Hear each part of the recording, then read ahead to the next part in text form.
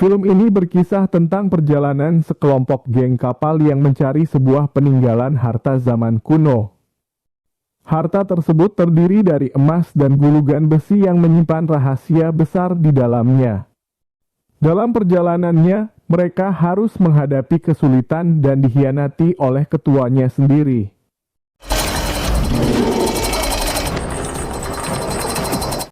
Pada suatu malam, seorang nelayan berlayar di Sungai Kuning.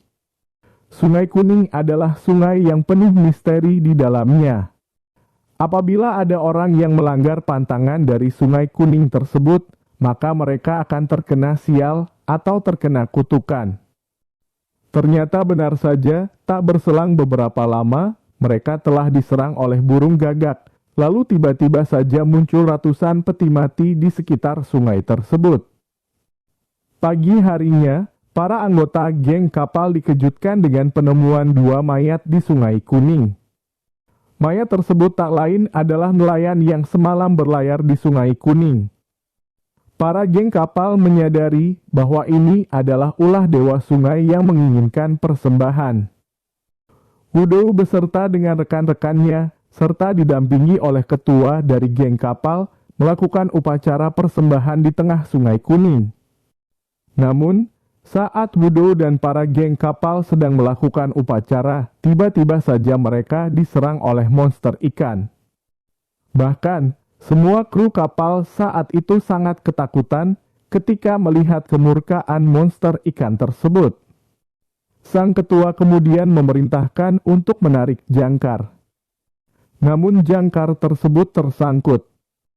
Mengetahui itu, Wudou terjun ke sungai untuk melepaskan jangkarnya. Setelah selesai, dia malah tersangkut rantai jangkar dan pingsan. Saat bangun ia sudah ada di rumah dan dirawat oleh Luyao. Pada malam harinya, ketua geng kapal yang bernama Ketua Gu bertemu dengan teman lamanya yang bernama Fred. Paginya, Ketua Gu memperkenalkan Fred kepada anggota geng yang lain.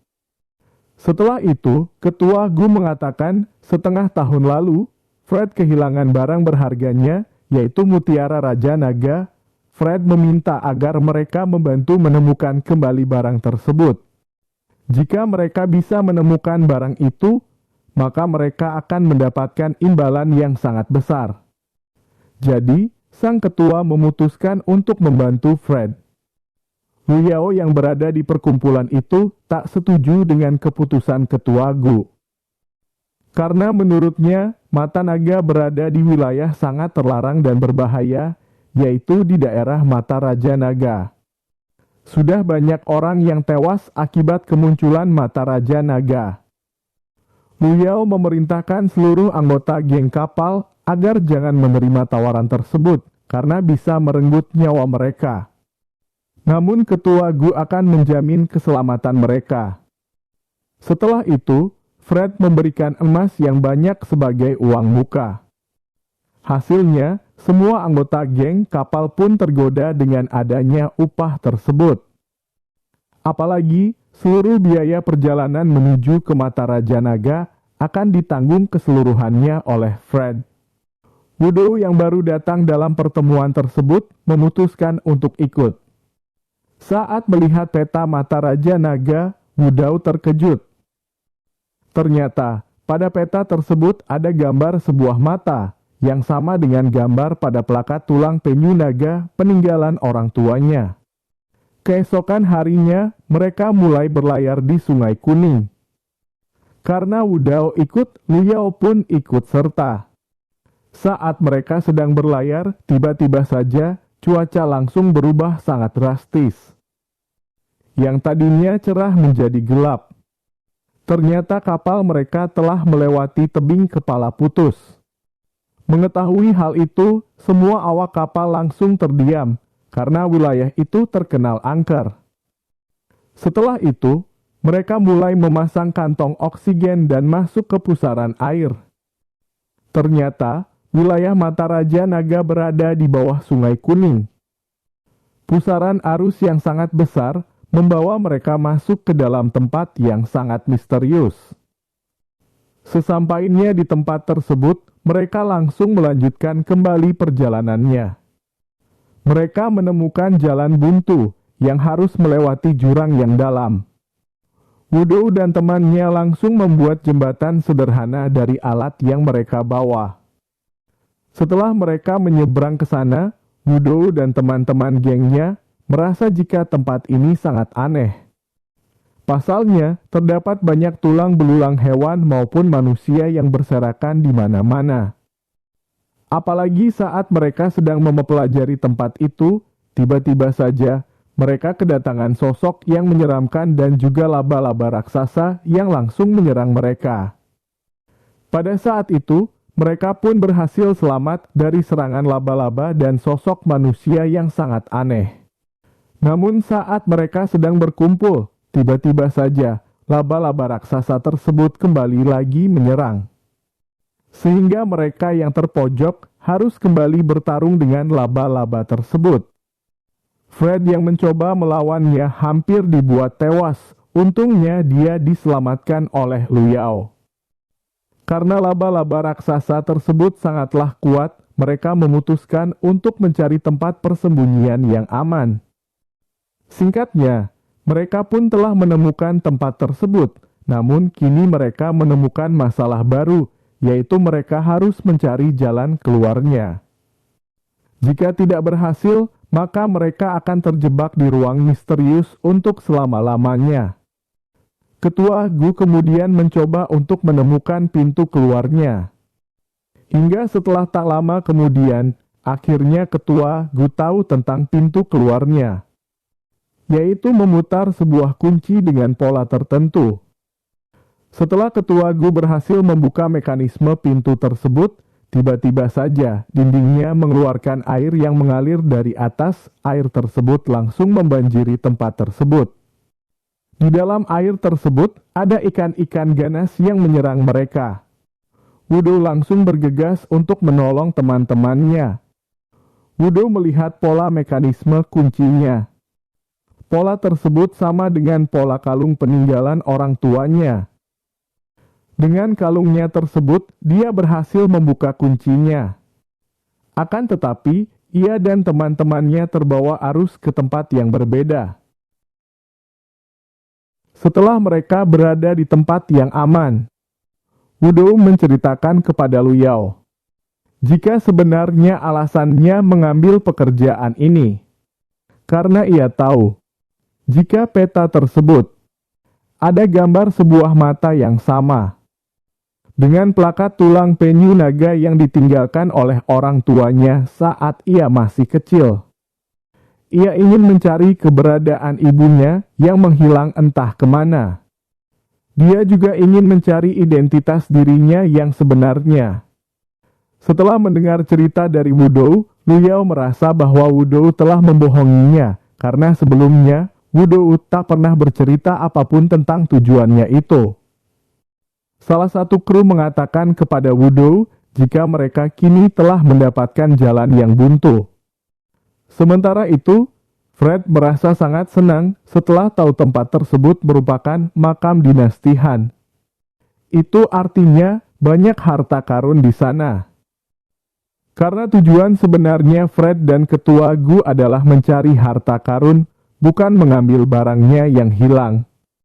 Mengetahui hal itu, San Liang sangat marah karena telah ditipu oleh Ketua Gu dan juga Fred.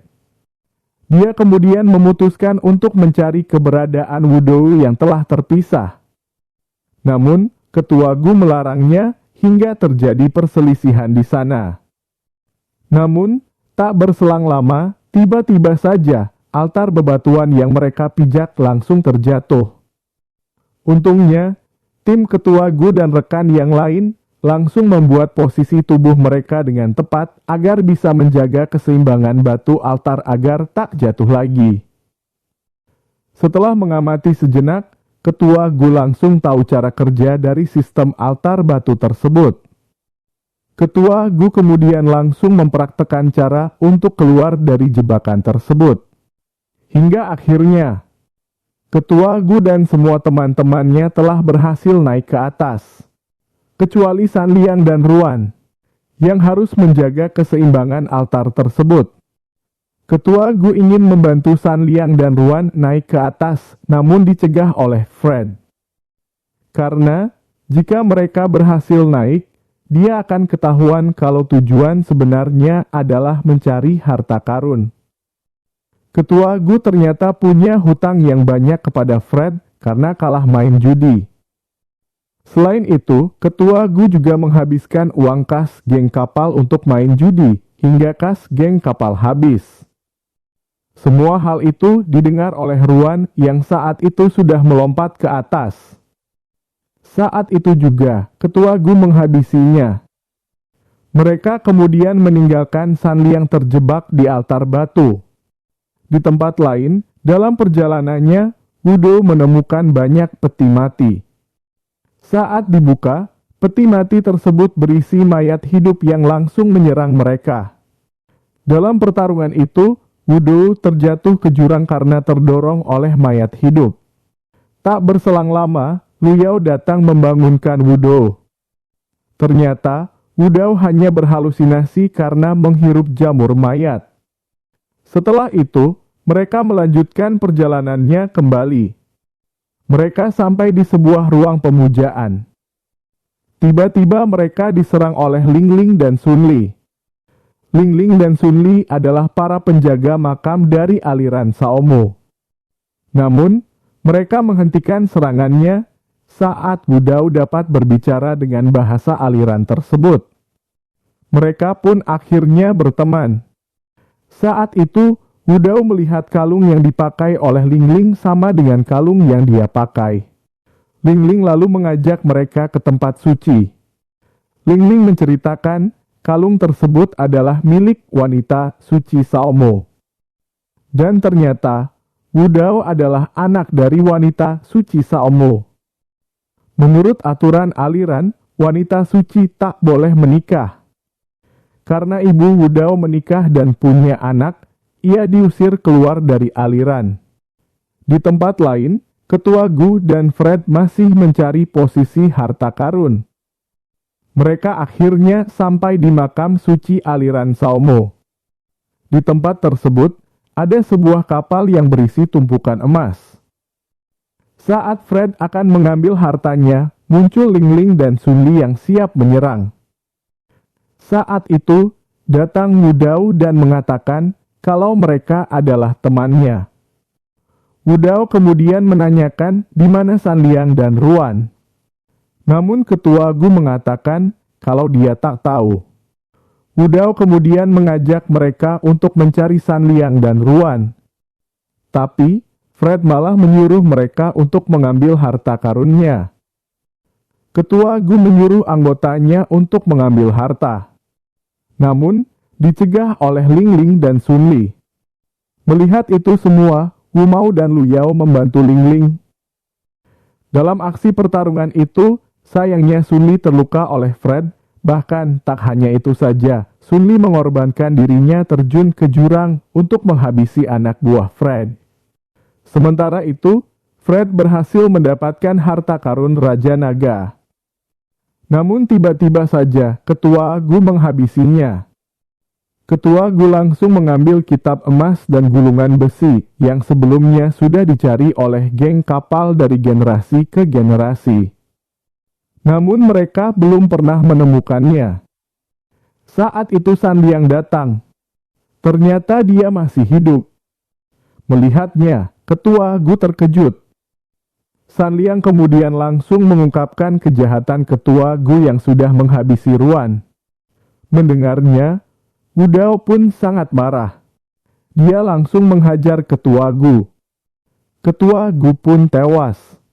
Setelah itu, mereka meninggalkan tempat tersebut.